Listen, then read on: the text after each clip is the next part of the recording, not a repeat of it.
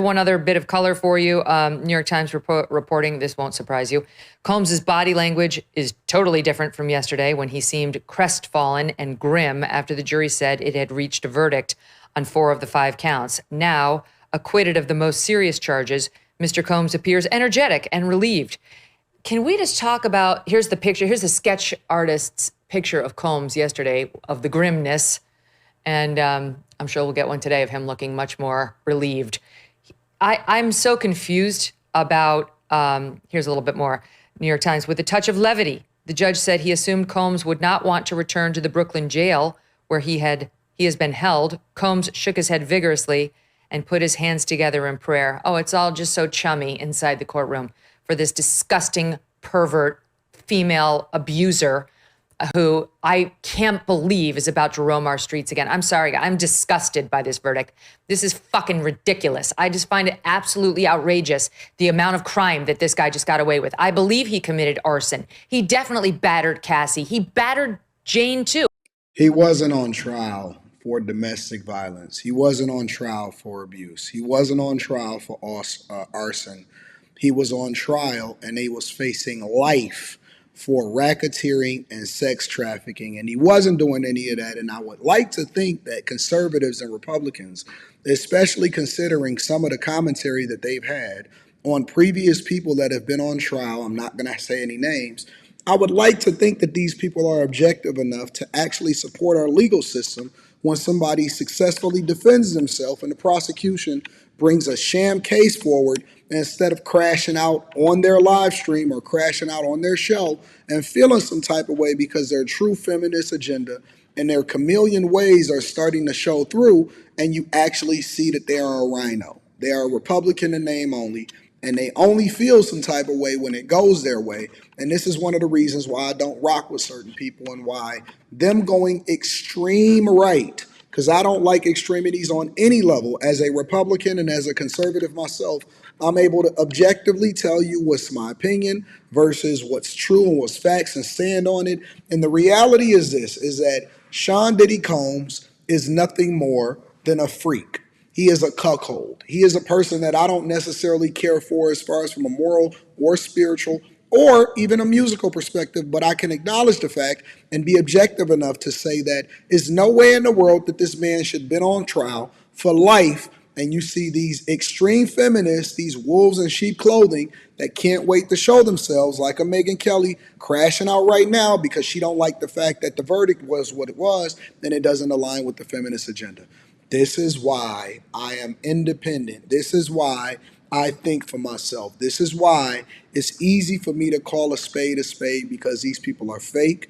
They will throw you under the bus when something doesn't go their way. Even with Diddy being seemed to be a Democrat, even with Diddy seemingly going against the Republican narrative, and all of his life he has always been to get out the vote, go blue and all of that stuff. I'm able to remove my politics from human rights.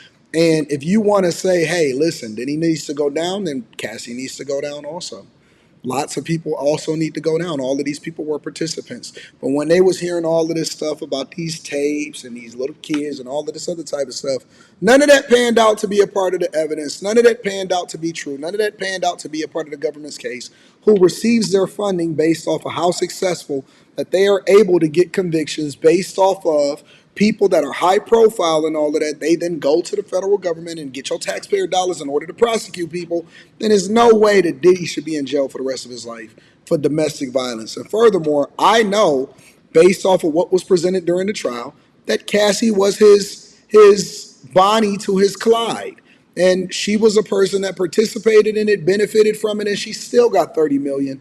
But yet I don't see people like Megyn Kelly running out and saying, why don't we hold Cassie accountable also? Because she's not the name that they want to go after. She's not the man. She's not a part of the patriarchy. She is not the person that is on trial. She is the person that is accusing him while benefiting from him. At the same time, they played tapes that basically heard and showed her threatening other people and threatening to kill them, but yet you got Megyn Kelly over here crashing out. Let's see some more of what she got to say, ladies and gentlemen. The statute of limitations for battery in Los Angeles, California, is 1 year. 1 year. So if they didn't charge him for battery within 1 year, and they couldn't because he bought the tape and it remained hidden thanks to those security guards out there, then they could never charge him with that again. There's no question. He dragged her back into that hotel room. Why wasn't that kidnapping? They only talked about the kidnapping of Capricorn Clark, who was his sort of main assistant, because she said he grabbed her and made her go with him over to Kid Cudi's house. There's no question he broke into Kid Cudi's house, in my view, and that he opened up the Christmas presents and locked the door in and made a threat. There's no question in my mind he was behind the arson of Kid Cudi's car, and there was proof, plenty of proof to prove that. No, okay, there was female fingerprints they found on that, the firebomb that was left there, the Molotov cocktail. And the prosecution said there's no question he didn't do it himself, but he said, I'm going to bomb Kid Cudi's car. It's in writing. Cassie Ventura emailed her mother saying, oh my God, he's threatening to bomb his car. And 2 weeks later, it got bombed. Oh, gee, it was just some third party who also had, it's just like the proof was there. Yeah. The beatings, the threats that if they didn't go back into those rooms and get off with these male escorts, that they were going to get beaten. The testimony from that Daniel Phillip, who was the male escort, who heard Combs abusing Cassie behind the door. And she was screaming, I'm sorry, as he heard him slapping her. Get back out there. She came back out. She was shaking. She got back into the escort's lap, physically shaking. She was so scared to the point where that guy couldn't perform sexually because this was so horrifying to him. What in the actual F went on in there? So, Megyn, let me just for 1 second, Phil, because let me just get Megyn more pissed off, if I may.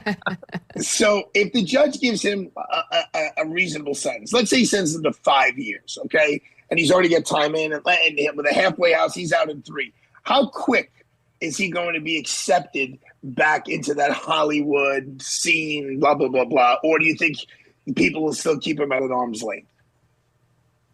I mean, look, I will make it my personal mission to maintain his humiliation in the minds of all Americans. There's no question he's fallen as this revered figure for a large portion of America, but he also has diehard fans who want to pretend this is a Johnny Depp situation, you know, where he was wrongfully accused, that's my own view, by somebody who was out to get him, who played the victim when in fact she was abusive. This is not that situation. This is not. Cassandra Ventura was an extremely sympathetic witness who was not some powerful, I'm going to play Kid Cudi against Sean Combs. She was traumatized by this guy. She remains suicidal to this day, given all that was done to her. And this is the feminist agenda at work, ladies and gentlemen. So no need in being objective. No need in saying, you know what, the jurors did their job. Thankful to the jurors for serving on jury duty. No need for none of that. No need for being objective enough to actually indicate that Cassie is actually the person that benefited from the relationship of being with Diddy, and that she also participated at large with the majority of what he had going on, all at the same time cheating, going back, using his fame for her lifestyle, and then benefited and got $20 million from Diddy, allegedly, and then got $10 million from the hotel. And she the one that benefited the most. But free the guys. I know that they denied Diddy bail, and that's cool. We're not going to trip about that. But we just going to keep on bringing y'all the facts. We're going to continue to give you our perspective. We're going to separate fact from fiction, and we're going to continue to separate fact from opinion. Let me know what y'all think inside of the comments about Megyn Kelly's recent crash out. Make sure y'all tap into the Patreon. Link is in the description. Teach Henley 40% off your first order plus 20% off for life. And let me say this. It's important for us to be objective in every single situation and, again, separate our opinion from the truth. Our opinion from the truth. Let me know what y'all think inside of the comments. Make sure y'all tap into the Patreon. Link is in the description. And then also, the best time to join the Patreon is the beginning of the month.